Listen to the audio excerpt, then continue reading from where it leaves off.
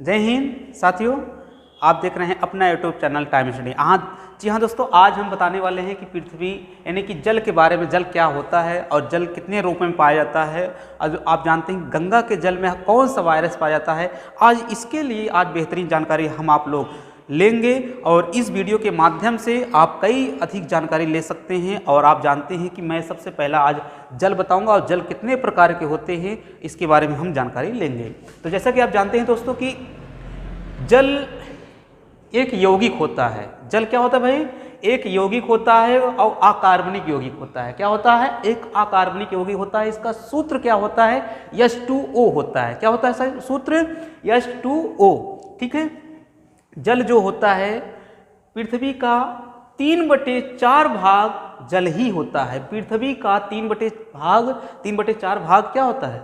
जल होता है। अब आप जानते हैं कि आज मैं कुछ चीज़ें आपको बताने वाला हूं कि मान लीजिए ये पृथ्वी हो गई आपकी, ठीक। अब इस पृथ्वी पर आप जानते हैं दोस्तों कि ये भूमि हो गई जिसमें हम लोग रहते हैं। और ये 97 इसमें 71% जल है।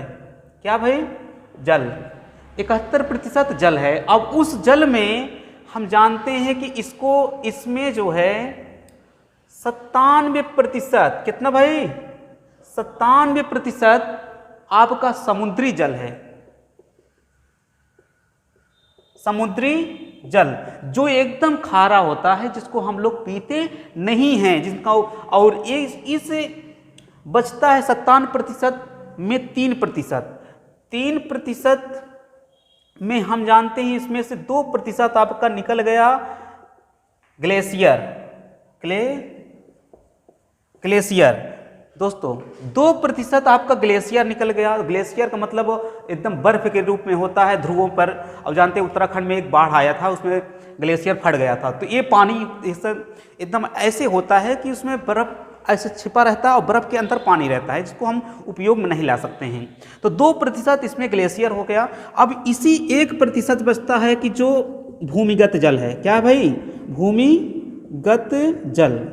अब इसी 1% भूमि जल में हम लोग पानी पीते हैं। नदियां हैं, तालाब हैं, झील हैं, पेड़ पौधों की सिंचाई करते हैं, खेती की सिंचाई करते हैं, इन्हीं 1%। अब 1% में कितने प्रतिशत हम उपयोग कर रहे हैं? अब जरा सोच कर तुम लोग बताइए आप लोग भाई। 1% में नदियों का पानी है, 1% में ही झीलों का पानी, जो बड़ी बड़ी झीलें हैं, बुलर झील है, बहुत बड़ी बड़ी झीलें हैं, वो है। और 1% में खेती की सिंचाई करते हैं, 1% में हम पानी पीते हैं। तो आप जरा सोच के बताइए कि 1% में कितना प्रतिशत पानी कम है हमारे लिए दैनिक जीवन में। और आज जानते हैं कुआं जितने भी हैं सब सूख रहे हैं। वजह क्या है? कि पानी की कमी हो रही है। और कभी कभार आप जानते हैं, मैं दोस्तों आपको बता देता हूं कि कभी कभार जब बरसात होती है तो बहुत से बरसातें हो जाती हैं और बहुत से पानी यानी कि बाढ़ का सामना करना पड़ता है। पानी की बहुत अधिकता हो जाती है। और क्यों होती है मैं बता देता हूँ कि पहले के जो होते थे वो पहले में गाँव में क्या होता था? तालाब होता था। उस तालाब में पानी जब बरसता था तो पानी इकट्ठा हो जाता था, जिनकी पानी की कीमतें नहीं, वो दिक्कतें नहीं होती थी। अब पानी की क्या हो गई? पानी बह रहा है, नदियों में आ जाता है। नदियों से फिर जो नदी के किनारे बसे लोग हैं उस डूबने लगते हैं। वजह यही है कि अब गांव में समाप्त हो गया है तालाब उलाब जो भी थे पहले। अब पहले के तालाब ज़्यादा होते थे, इसी वजह से बाढ़ का सामना हमने नहीं करना पड़ता था, लेकिन अब ज़्यादा बाढ़ का सामना हमने कर रहा हूँ। तो देखिए 1% इसको पहले समझ लेना है, ठीक है। अब एक बात बताइएगा दोस्तों, सबसे पहले मैंने आपको बताया कि जल का घनत्व कितना होता है। तो जल का घनत्व होता है 4 डिग्री सेल्सियस पर मैक्सिमम होता है। और आयतन क्या इतना होता है? न्यूनतम होता है। कभी कभार आप जानते हो कि झील जब होती है वहाँ पर बर्फ बन जाता है तो जल का घनत्व 4 डिग्री सेल्सियस ही होता है। और 4 डिग्री सेल्सियस पर पानी द्रव के रूप में होता है। 0 डिग्री सेल्सियस पर बर्फ बनता है और उससे माइनस में भी।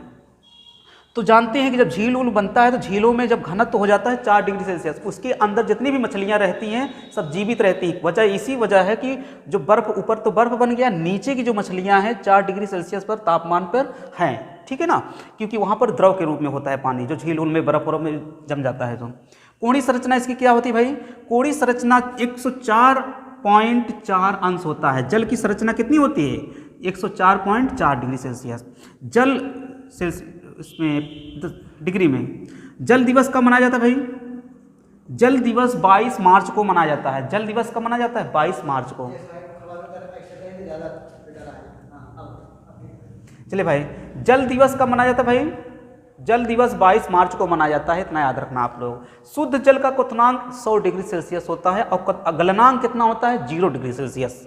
शुद्ध जल वर्षा जल होता है और आशुद्ध जल होता है। वर्षा जल होता है और आशुद्ध जल होता है। लेकिन वर्षा के जल में ppm का मतलब होता है पार्ट पर मिलियन, उसमें 250 पार्ट पर मिलियन होते हैं। इसकी वजह है कि धूल के कारण, धुएं के कारण उसमें दूषित कर देते हैं, इसलिए वर्षा का जल पीने योग्य नहीं होता है। क्योंकि जब पानी बरसता है, देखो धूल के कारण, धुएं के कारण ऊपर उपस्थित है, जब पानी बरसता है तो उसमें धूल के कारण, धुएं के कारण सब मिक्स हो जाते हैं, सब मिक्स, और जब बरसता है पानी तो उसी में मिक्स होकर के आता है, इसलिए अशुद्ध होता है। लेकिन वर्षा का जल शुद्ध माना जाता है। और आप जानते हैं अशुद्ध जल 0 ppm होता है। अशुद्ध जल आप जानते हैं कि इसका प्रयोग इंजेक्शन में लगाने में प्रयोग करते हैं, बैटरियों में प्रयोग करते हैं।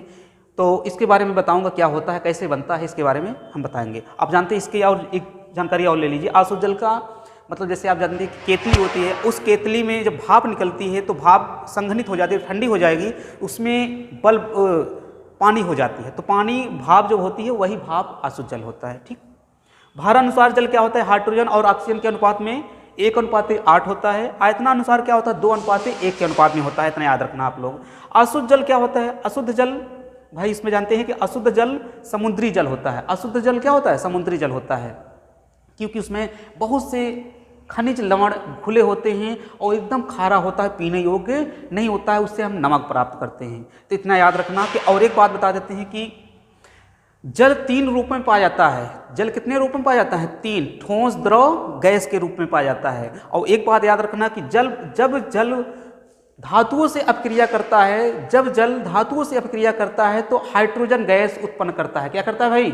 हाइड्रोजन गैस उत्पन्न करता है, इतना याद रखना। और एक बात बता देते हैं कि जब जल को H2O को विद्युत अपघटन करेंगे तो ये H2+O2 में विघटित हो जाएगा। इसका मतलब ये है कि हाइड्रोजन भी गैस है, ऑक्सीजन भी गैस है और दोनों जलने में सहायक होती हैं, लेकिन दोनों को मिला दिया जाए तो क्या प्राप्त होता है? जल। और जल पीते हैं पानी, हम जिसको कहते हैं। ठीक। तो ऑक्सीजन भी जलने में सहायक होती है, हाइड्रोजन भी जलने में सहायता होती है, दोनों गैसें होती हैं। लेकिन जल को जब अपघटन करेंगे, विद्युत अपघटन, तो ये दोनों गैसों में टूट जाएंगे, H2 और O2 में। क्लियर है भाई?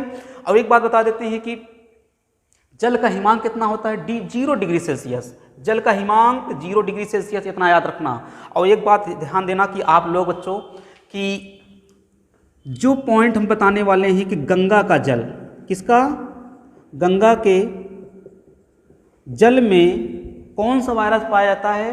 बैक्टीरियोफेज पाया जाता है। कौन सा? बैक्टीरियोफेज